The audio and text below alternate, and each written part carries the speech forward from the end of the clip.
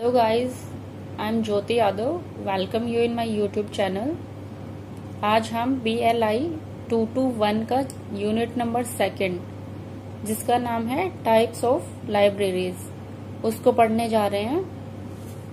Types of library में जो जो टॉपिक हमारे पास हैं वो एक बार मैं आपको बता देती हूँ। फर्स्ट है नेशनल लाइब्रेरी, फिर उसके बाद है एकेडमिक लाइब्रेरी, थर्ड है public library, special library, next है डिजिटल लाइब्रेरी, उसके बाद है वर्चुअल लाइब्रेरी और लास्ट हमारे पास है हाइब्रिड लाइब्रेरी। तो ये सब जो टॉपिक है वो आज हम इस वीडियो में कवर करने वाले हैं। आपका टाइम वेस्ट नहीं करते हैं और वीडियो को स्टार्ट करते हैं। नेशनल लाइब्रेरी देखेंगे तो नेशनल लाइब्रेरी की हम डेफिनेशन देख लेते हैं पहले। तो नेशनल लाइब्रेरी की डेफिनेशन है A national library is a library specially established by the government of a country to serve as the preeminent repository of information for that country।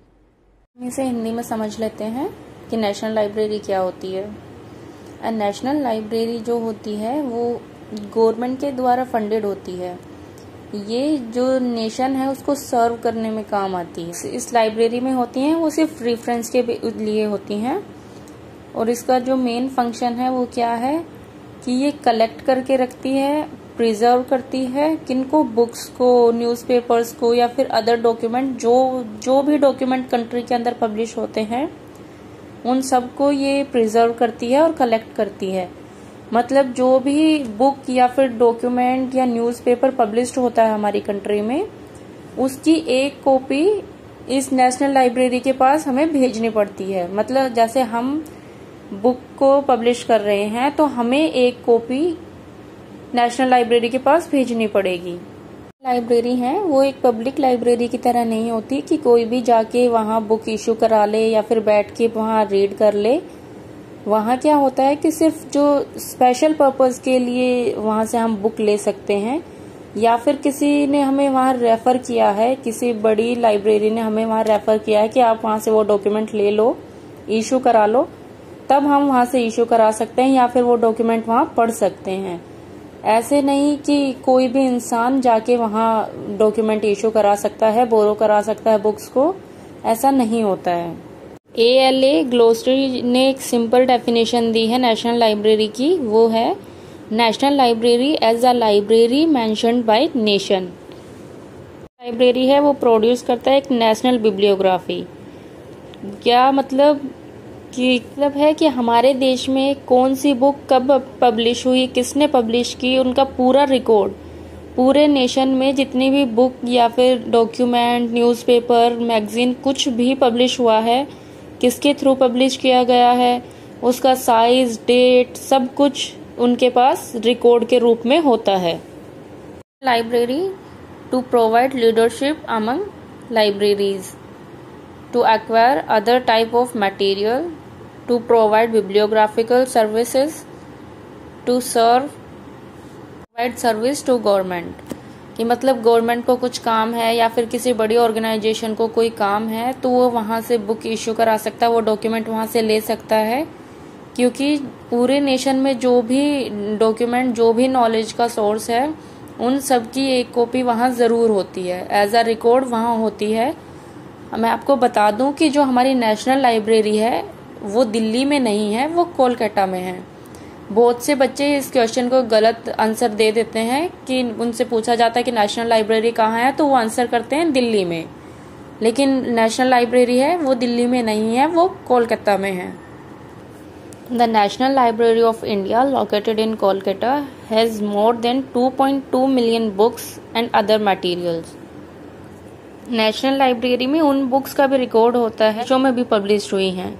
मतलब जो वो बुक्स जो इंडियन ऑथर्स के through विदेशों में भी पब्लिश की गई हैं उनका रिकॉर्ड भी नेशनल लाइब्रेरी के पास होता है। और वो बुक्स का रिकॉर्ड भी होता है जो बुक्स फॉरेन में हैं या फिर किसी और देश में पब्लिश हुई हैं और वो इंडिया से रिलेट रखती हैं, तो वो बुक्स भी आपको नेशनल लाइब्रेरी में मिलेंगी। The national library of India provides the following services. First है leading services including inter library loan, reading facilities, bibliography and reference services. ये तो हो गया नेशनल लाइब्रेरी ऑफ इंडिया। एक क्वेश्चन हमारे पास क्या आ जाता है कि हमसे पूछा जाता है कि वर्ल्ड की कुछ नेशनल लाइब्रेरीज के नाम बताओ। ये क्वेश्चन काफी बार आ जाता है पेपर में, तो वो हम देख लेते हैं कौन कौन सी नेशनल लाइब्रेरी हैं जिनका नाम आप लिख सकते हो। जरूरी नहीं है जो मैं बता रही हूँ आप वही लिखें, आपको अगर दूसरे पता है तो आप वो भी लिख सकते हो। मैं सिर्फ रेफरेंस के लिए आपको बता रही हूँ। Some of the national libraries of the world are library of Congress, ये वाशिंगटन डीसी में है। सेकंड है Russian state library, Australian library, Australian national library, the national diet library of China, Peking में है ये। द ब्रिटिश लाइब्रेरी, ये London में है, यूके में। नेक्स्ट टॉपिक हमारे पास है एकेडमिक लाइब्रेरी। एकेडमिक लाइब्रेरी क्या होती हैं? The libraries associated with educational institutions. Academic से आप समझ ही गए, वो लाइब्रेरी जो किसी एजुकेशनल इंस्टीट्यूट से रिलेट रखती हैं, मतलब स्कूल, कॉलेज, यूनिवर्सिटी, इन सब से जो रिलेट रखती हैं उनको हम एकेडमिक लाइब्रेरी बोलते हैं।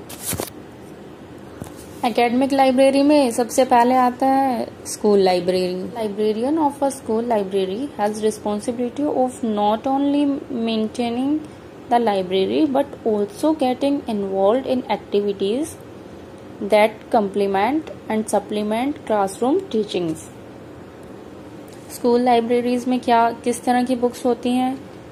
जो छोटे बच्चे हैं, जो 5th से नीचे, या फिर हम बोल सकते हैं जो किड्स हैं, उनके लिए होती है स्टोरी टेलिंग या फिर बुक टॉक्स वगैरह। इन तरह की जो बुक्स हैं वो उनके लिए होती हैं। और जो बड़े बच्चे हैं उनके लिए होती हैं उनके सब्जेक्ट से रिलेटेड। कोई साइंस स्टूडेंट है तो साइंस से रिलेटेड, कि उन्हें आगे जाके क्या करना है उनसे रिलेटेड बुक्स होती हैं। जैसे आप सभी ने अपने स्कूल में लाइब्रेरी देखी ही होगी। करंट इवेंट से रिलेटेड बुक्स होती हैं वहाँ। पर्सनालिटी डेवलपमेंट की जो रिलेटेड बुक होती हैं, न्यूज़पेपर्स होते हैं, मैगजीन्स होते हैं, इन सब तरह की इन सब से जो रिलेटेड इंफॉर्मेशन की बुक्स होती हैं वो स्कूल लाइब्रेरी में मिलती हैं हमें, जो टीचर और स्टूडेंट्स दोनों को हेल्प करती हैं कि किस तरह से पढ़ाना है, या फिर जो सिलेबस है उसको मतलब हाईलाइट करके दिखाया जाता है कि आपको इस तरह से पढ़ाना है, ये टॉपिक है आपके सब्जेक्ट में या फिर सिलेबस में। और बच्चों को आगे के लिए गाइडेंस देते हैं कि आप इसके हेल्प से, इस सब्जेक्ट की हेल्प से आप ये कर सकते हो, आप ये बन सकते हो। इन सब के लिए जो हमारी स्कूल लाइब्रेरी है वो हेल्प करती है। जो हमारे पास टॉपिक है वो है कॉलेज लाइब्रेरी। जो कॉलेज में जो स्टूडेंट्स जाते हैं उन्हें ये तो पता होगा, जो प्रोफेसर हैं वो एक एक बच्चे को अलग अलग बिठा के तो नहीं पढ़ा सकते, इतना टाइम नहीं होता है ना प्रोफेसर्स के पास ना स्टूडेंट्स के पास कि एक एक बच्चे को स्कूल की तरह अच्छे से समझाया जाए या बताया जाए। इसलिए क्या होता है कि वो सेल्फ लर्निंग पे डिपेंड हो जाते हैं बच्चे। तो सेल्फ लर्निंग पे डिपेंड होते हैं तो वो लाइब्रेरी पे डिपेंड हो जाते हैं, क्योंकि कहीं से सोर्स तो चाहिए ना पढ़ने का, कहीं से इन्फॉर्मेशन तो चाहिए ना, जो वो गेट करेंगे, जो वो लेंगे, वो इन्फॉर्मेशन तो उन्हें चाहिए, तो वो लाइब्रेरी पे डिपेंड हो जाते हैं। तो हम इसे इंग्लिश की लैंग्वेज में कैसे लिखेंगे? मतलब अगर हमें आंसर लिखना पड़ेगा तो जैसे मैं समझा रही हूँ वो तो आप वहां नहीं समझा सकते ना, वहां तो आपको लिखना पड़ेगा। तो लिखने में आप क्या लिखोगे? College education provides a completely different environment to students. Here the teachers will not be in a position to provide individual attention to students. Students have to depend more on self-learning. Therefore, college library plays important role in supplementing classroom teaching.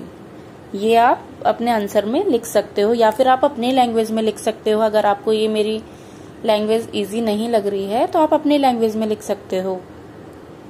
अब हम पढ़ेंगे college library के functions, क्योंकि अगर पूरा answer लिखना है तो हमें पता होना चाहिए कॉलेज लाइब्रेरी है क्या, उसके फंक्शन क्या हैं, क्या काम आती है ना। तो अब इसके फंक्शंस हम देख लेते हैं। फंक्शंस क्या है? Giving the young mind a wider and deeper understanding of different disciplines. क्या है कि जो कॉलेज के बच्चे हैं उनको एक वाइड और डीपर नॉलेज देने के लिए या फिर उन्हें अच्छे से उनका जो माइंड है वो शार्प करने के लिए लाइब्रेरी काम आती है। Preparing the student for advance studies in various ways. इसमें क्या है कि बच्चों को आगे क्या करना है, स्टूडेंट के बच्चों को उनकी एडवांस स्टडीज में उनकी हेल्प करते हैं।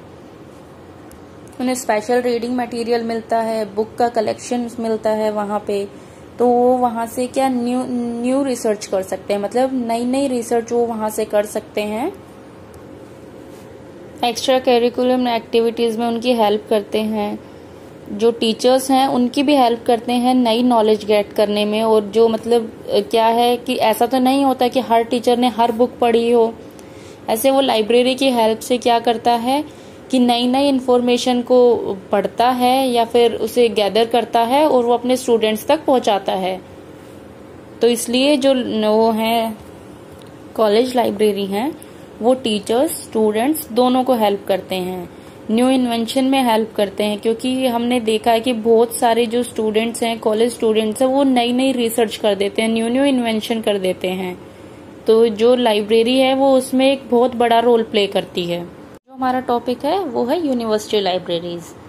University library is that it is the heart of university. मतलब जो यूनिवर्सिटी लाइब्रेरी है उन्हें हार्ट ऑफ द यूनिवर्सिटी भी बोला गया है। यूनिवर्सिटी लाइब्रेरी और कॉलेज लाइब्रेरी अलग अलग होती हैं।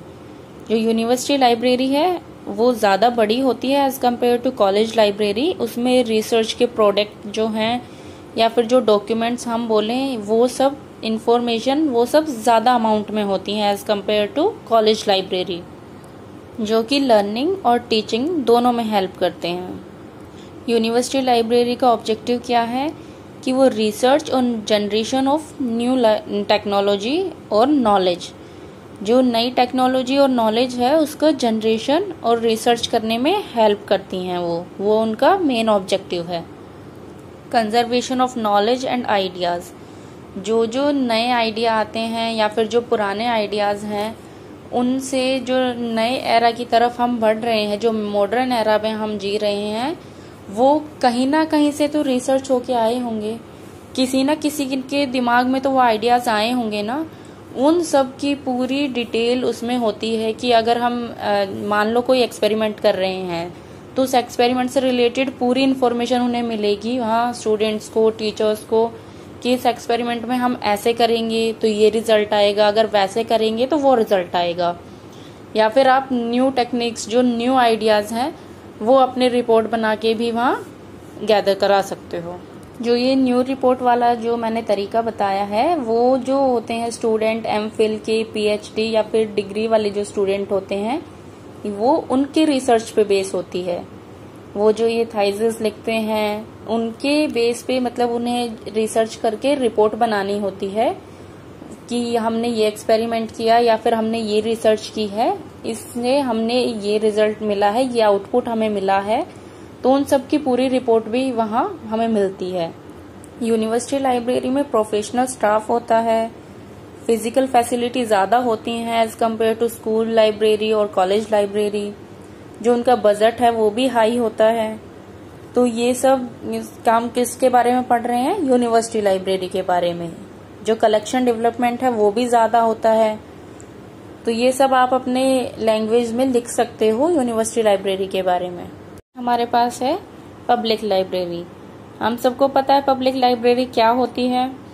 जो भी हमारी सिटी या डिस्ट्रिक्ट में जो लाइब्रेरी मिलती है उसे पब्लिक लाइब्रेरी बोलते हैं।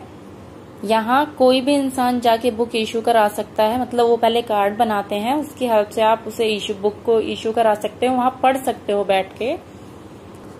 पब्लिक लाइब्रेरी को हम लोकल गेटवे टू नॉलेज भी बोलते हैं, जो प्रोवाइड करता है लाइफ लॉन्ग लर्निंग का, इंडिपेंडेंट डिसीजन मेकिंग को, कल्चर डेवलपमेंट को या फिर हमारे सोशल ग्रुप्स को। मतलब ये वो लाइब्रेरीज हैं जहाँ कोई भी इंसान जाके बुक्स को पढ़ सकता है, वहां से इशू करा सकता है और नॉलेज गेट कर सकता है।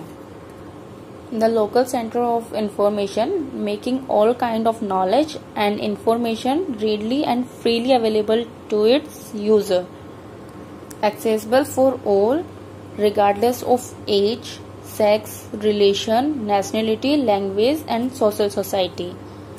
इसका कहने का क्या मतलब है कि वहां जाके कोई भी इंसान वहां से बुक ले सकता है, वहां पढ़ सकता है, नॉलेज गेट कर सकता है। इससे कोई फर्क नहीं पड़ता कि उसकी एज क्या है, वो मेल है, फीमेल है, जो भी है वो, उससे कोई फर्क नहीं पड़ता कि उसका रिलीजन क्या है, उसकी लैंग्वेज क्या है, किस गांव का है, किस शहर का है, कोई फर्क नहीं पड़ता। पब्लिक लाइब्रेरी में सब सेम होते हैं, सेम तरह से उनका पूरा प्रोसीजर होता है, जो उनका बुक लेने का, रीड करने का, किसी के लिए कोई डिफरेंस नहीं होता। वहां कोई भी जाके बुक पढ़ सकता है, बोरो कर सकता है और इन्फॉर्मेशन ले सकता है। इसमें पब्लिक लाइब्रेरी में ही एक और टॉपिक है, role of public libraries in knowledge society, कि नॉलेज सोसाइटी में पब्लिक लाइब्रेरी का क्या रोल है वो बताना है। तो क्या रोल है? पहला तो एजुकेशन का ही है। लोग वहां से एजुकेशन लेते हैं, हर तरह की इंफॉर्मेशन लेते हैं कि देश में क्या चल रहा है, विदेश में क्या चल रहा है, मतलब जो करंट इवेंट्स हैं उनकी इंफॉर्मेशन भी मिलती है वहाँ, न्यूज़पेपर वगैरह हर चीज मिलती है। जो भी आपके नॉलेज से या एजुकेशन से या इंफॉर्मेशन से रिलेटेड है, वो हर चीज वो वहां से ले सकते हैं, पढ़ सकते हैं। वहां पे जो लोकल लोग हैं उन्हें प्रेरित करते हैं अपने कल्चर के लिए, अपने देश के लिए, उन्हें अवेयर करते हैं नई नई जो टेक्निक है, नई जो नॉलेज है उनके बारे में। और पब्लिक लाइब्रेरी से क्या होता है कि इकोनॉमिक डेवलपमेंट, कि लोग वहां से पढ़ेंगे, इंफॉर्मेशन गेट करेंगे, नॉलेज गेट करेंगे, तो क्या होगा, लोग सीखेंगे, नई चीजें सीखेंगे, नया नया एग्रीकल्चर का जो भी प्रोसीजर है वो सीखेंगे, मैन्युफैक्चर कैसे होती हैं चीजें, मतलब हर चीज के बारे में नॉलेज लेंगे तो हमारी इकोनॉमी भी डेवलप होगी। मतलब लोग एजुकेटेड होंगे तो हमारी इकोनॉमी भी डेवलप होगी। जो बोलते हैं नॉलेज बेस्ड इकोनॉमी, वो भी हमारी डेवलप होगी। तो ये सब हम जो पढ़ रहे हैं वो किसके अंडर आता है? पब्लिक लाइब्रेरी के अंडर। हमारा टॉपिक है वो है स्पेशल लाइब्रेरीज। तो डेफिनेशन एक बार हम देख लेते हैं। The libraries that serves a particular institution that has a specific role to play and they will therefore tend to be one subject oriented libraries। मतलब क्या है? स्पेशल लाइब्रेरीज वो लाइब्रेरीज होती हैं जो किसी पर्टिकुलर इंस्टीट्यूट के लिए होती हैं, मतलब उनका पिलर होती हैं। जैसे हम किसी हॉस्पिटल में जाते हैं या फिर किसी इंडस्ट्रियल ऑर्गेनाइजेशन में जाते हैं या फिर किसी साइंटिफिक इंस्टीट्यूशन में जाते हैं तो उनकी खुद की अपनी लाइब्रेरी होती है। जैसे हम किसी मेडिकल कॉलेज में गए या फिर मेडिकल इंस्टीट्यूट में गए तो उनकी खुद की लाइब्रेरी होती है, उसे हम स्पेशल लाइब्रेरी बोलते हैं। उसमें क्या होता है कि जो सारा मटेरियल होता है, जो भी स्टडी मटेरियल होता है, वो डॉक्टर से रिलेटेड होता है, पेशेंट से रिलेटेड होता है, कि किस बीमारी में कैसे इलाज करते हैं या फिर कैसे क्या होता है, वो सारा जो रिलेटेड मटेरियल है वो उनकी लाइब्रेरी में मिलेगा। ऐसे ही अगर हम किसी टेक्निकल इंस्टीट्यूट में जाते हैं तो उनकी जो स्पेशल लाइब्रेरी होगी उसमें क्या मिलेगा? सारी चीज टेक्नोलॉजी से रिलेटेड मिलेंगी, कि नई टेक्नोलॉजी कैसे होगी, पुरानी टेक्नोलॉजी से हम कैसे आगे बढ़े हैं, मॉडर्न टेक्नोलॉजी में हम कैसे एंटर किए हैं, ये सब हमें उनकी लाइब्रेरी में मिलेगा। तो किसी भी इंस्टीट्यूट की उनकी जो लाइब्रेरी होती है उन्हें हम क्या बोलते हैं? स्पेशल लाइब्रेरी, जो किसी स्पेशल पर्पज के लिए बनाई जाती हैं।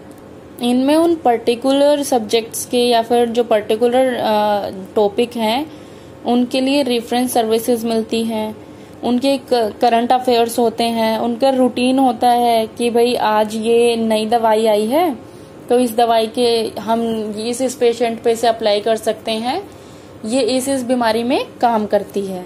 तो जो नई नई टेक्नोलॉजी आती हैं या फिर नई नई दवाई आती हैं उन सब का रिकॉर्ड कहाँ मिलेगा? जो मेडिकल इंस्टीट्यूट है उसकी लाइब्रेरी में, मतलब उसकी स्पेशल लाइब्रेरी में। जो डेली रूटीन में क्या नई चीजें आ रही हैं, न्यूज लेटर्स, मतलब evolution of information, data, new reports, हर चीज की इंफॉर्मेशन वहां मिलती है। उसे क्या बोलते हैं? Special library. एक बार फिर से बता देती हूँ, स्पेशल लाइब्रेरी वो लाइब्रेरी होती हैं जो किसी पर्टिकुलर इंस्टीट्यूट में किसी एक सब्जेक्ट, किसी पर्टिकुलर सब्जेक्ट से रिलेटेड होती हैं। जैसे कि हॉस्पिटल में, हॉस्पिटल से रिलेटेड, डॉक्टर, मरीज, बीमारी, इन सब से रिलेटेड जो मटेरियल मिलेगा वो उनकी स्पेशल लाइब्रेरी में मिलेगा, मतलब उस इंस्टीट्यूट की लाइब्रेरी में मिलेगा। उसे हम क्या बोलते हैं? Special library. हमारे पास है डिजिटल लाइब्रेरी। तो बहुत से बच्चे किसमें कंफ्यूज हो जाते हैं? डिजिटल लाइब्रेरी, वर्चुअल लाइब्रेरी और इलेक्ट्रॉनिक लाइब्रेरी। तो ये तीनों अलग अलग चीजें होती हैं। उनको देख लेते हैं एक बार। डिजिटल लाइब्रेरी से स्टार्ट करते हैं। Digital library are the digital face of traditional libraries that include both digital collections and traditional fixed media collection. So they encompass both electronic and paper material. मतलब डिजिटल लाइब्रेरी है वो library होती हैं जिनके अंदर digital collection भी होता है मटेरियल का और पेपर कलेक्शन भी होता है। मतलब आप वहां जाओगे तो आपको बुक भी मिलेंगी और डिजिटल रूप में भी आपको इन्फॉर्मेशन मिलेगी। वहां एक प्रॉपर जैसे लाइब्रेरी होती है वैसी लाइब्रेरी होगी, बेंच होंगे, स्टाफ होगा, सब कुछ होगा। वहां आपको बुक्स तो मिलेंगी ही मिलेंगी, पर आपको डिजिटल बुक्स या फिर इन्फॉर्मेशन भी मिलेगी, जो किसके अंडर में आती है? इलेक्ट्रॉनिक लाइब्रेरी के अंडर में। Digital libraries will require both the skills of librarians and as well as those of computer scientists to be visible. They include both the processes and services that are the backbone and nervous system of libraries. जैसे हम library में जाते हैं वहाँ हमें books तो मिलती ही हैं, साथ में जैसे हमें कोई वीडियो मिल जाए उससे रिलेटेड या फिर ऑडियो टेप मिल जाए तो वो किस में आ गई? वो डिजिटल फॉर्म में आ गई ना, तो हम उसे क्या बोलेंगे? Digital library. और वहीं दूसरी साइड जो वर्चुअल लाइब्रेरी है वो लाइब्रेरी होती है जिनके अंदर कोई भी फिजिकल कलेक्शन नहीं होता। मतलब ना आपको कोई बुक मिलेगी वहां फिजिकली रूप में, ना डेस्क, ना पढ़ने की जगह, ना आपको कोई ऐसा स्टाफ मिलेगा, लाइब्रेरियन मिलेगा, ऐसा कुछ नहीं मिलेगा। वो सिर्फ क्या होती है? वर्चुअली होती हैं। They are available in electronic formats and the main point is the documents are not stored in any one location. किसी एक लोकेशन के ऊपर वो स्टोर नहीं होते हैं। उनके लिए एक वर्क स्टेशन बनाया जाता है, जैसे गूगल का हो गया, फेसबुक का हो गया। इनका जो पूरा डेटा है वो कहाँ है? एक वर्क स्टेशन में है, ना कि किसी लाइब्रेरी जैसे हम नॉर्मल लाइब्रेरी में देखते हैं। तो ये भी इलेक्ट्रॉनिक लाइब्रेरी के अंडर में आता है। तो क्या डिफरेंस हो गया? जो डिजिटल लाइब्रेरी है वो क्या है कि उसमें हमें फिजिकल चीजें भी मिलेंगी और डिजिटलाइज्ड फॉर्म में भी मिलेंगी, मतलब इलेक्ट्रॉनिक फॉर्म में भी मिलेंगी। और वर्चुअल लाइब्रेरी में क्या होता है कि जो मटेरियल है, जो स्टडी मटेरियल है, इंफॉर्मेशन है, वो सिर्फ हमें वर्चुअल फॉर्म में मिलेगा, मतलब इलेक्ट्रॉनिक फॉर्म में मिलेगा हमें। वहाँ हमें कोई भी फिजिकल बुक्स या स्टडी मटेरियल नहीं मिलेगा। ये सब जो इंफॉर्मेशन है वो कहाँ अप्लाई होती है, मतलब कहाँ एक्सेस होती है? वो उनके लिए वर्क स्टेशन बनाए जाते हैं। जो हमारी डिजिटल लाइब्रेरीज हैं उन्हें डिजिटल फॉर्म में लाने के लिए, उन्हें डिजिटल फॉर्म में रिक्रिएट करने के लिए हमें बहुत सारे जो चैलेंज है उनका फेस करने पड़ा। और we can say creating effective digital library poses serious challenges. The integration of digital media into traditional collection will not be easy. Like जो प्रीवियस चीजें हैं, जो मॉन्यूमेंट्स हैं, जो मोनोस्क्रिप्ट्स हैं, उनके बारे में पूरी डिटेल है वो डिजिटलाइज्ड करना, ये सब, या फिर वीडियोग्राफी में चेंज करना, ऑडियो टेप्स में चेंज करना, इसके लिए हमें काफी जो चैलेंज हैं वो फेस करने पड़े। हमें मतलब डिजिटल लाइब्रेरी को फेस करने पड़े। हमें डिजिटल लाइब्रेरीज में क्या क्या मिल जाता है? Photographies, numerical data sets, electronic journals, indexing and finding tools, bibliography database that point to both paper and digital material। Digital collection बनाने में क्या क्या करना होता है? सबसे पहले तो जो हमें क्या है, कन्वर्ट करना होता है जो पेपर मटेरियल है या फिर अदर मीडिया है उसको डिजिटल फॉर्म में। सेकंड पॉइंट हमारे पास क्या है कि जो ओरिजिनल कॉपी है, जो मतलब जिसने पब्लिश की है, जो ओरिजिनल रिपोर्ट हमारे पास है, जैसे कि इलेक्ट्रॉनिक बुक हैं, उनके अंदर हमें उन्हें चेंज करना पड़ता है। उसके बाद आता है मेटा डेटा।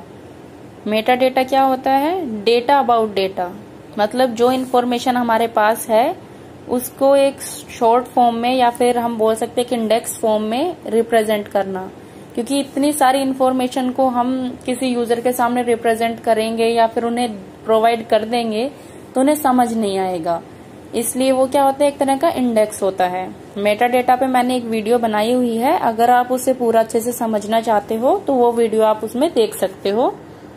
उसके बाद आता है नेमिंग, आइडेंटिफायर एंड प्रिसिस्टेंस। इसमें ये 2-3 टर्म आती हैं, वो मैं आपको बता देती हूँ। PURL, इसकी डेफिनेशन है प्रिसिस्टेंट यूनिफॉर्म रिसोर्स लोकेटर। इसमें क्या होता है कि जो डॉक्यूमेंट है उसकी लोकेशन बता देता है, डॉक्यूमेंट के नाम से उसे सेपरेट कर देता है। जैसे अब हम सर्च करेंगे तो जो टॉपिक हम सर्च करेंगे हमें वही तो मिलना चाहिए, उसकी लोकेशन हमें पता तो होना चाहिए कि कहाँ हमें वो मिलेगा। तो वो किसकी हेल्प से होता है? PURL की हेल्प से। नेक्स्ट हमारे पास है URN, uniform resource names. It is a development of internet engineering task force. A URN is not a naming scheme in itself but a framework for defining identifier।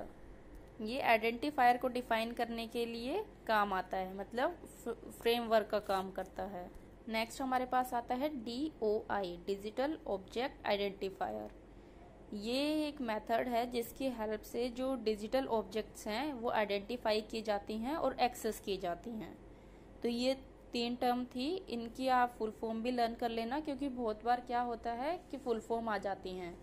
अब तो objective type जो हमारा exam होगा उसमें full form ही ज़्यादा आएंगी, तो मैं एक बार फिर से आपको फुल फॉर्म रिवाइज करा देती हूँ। PURL, persistent uniform resource locator. Second है URN, uniform resource names. Third है DOI, digital object identifier. Full form से रिलेटेड मैंने एक वीडियो बनाई हुई है, आप वहाँ जाके और बाकी जो भी फुल फॉर्म है वो आप चेक कर सकते हो और लर्न कर सकते हैं, वहाँ से उनके बारे में सीख सकते हैं। हमारे पास है हाइब्रिड लाइब्रेरी। हाइब्रिड लाइब्रेरी वो लाइब्रेरी होती हैं जो मिक्सचर होती हैं, किसका? ट्रेडिशनल प्रिंट लाइब्रेरी रिसोर्स का और इलेक्ट्रॉनिक रिसोर्स का। मतलब जो पुरानी वाली लाइब्रेरी हैं या फिर हम बोल सकते हैं ट्रेडिशनल लाइब्रेरी हैं, उनका और इलेक्ट्रॉनिक लाइब्रेरी का मिक्सचर है, उसे हम क्या बोलते हैं? Hybrid library. And how can we define hybrid library? So we can define it as hybrid library is a term used by librarians to describe libraries containing a mix of traditional print library resources and the growing number of electronic resources. In other words, hybrid libraries are a mix of traditional print materials such as books, magazines as well as electronic basic material such as downloadable audiobooks, e-books, electronic journals, etc. पढ़ा है types of library unit second. 221 जो हमारी first book है उसका unit second हमने आज पढ़ा है। आई होप आपको मेरी वीडियो पसंद आई होगी। वीडियो पसंद आई है तो वीडियो को लाइक करना ना भूलें, चैनल को सब्सक्राइब कर लें ऐसी और वीडियो के लिए। Thank you so much for watching my video. मिलते हैं नेक्स्ट वीडियो में। Bye bye.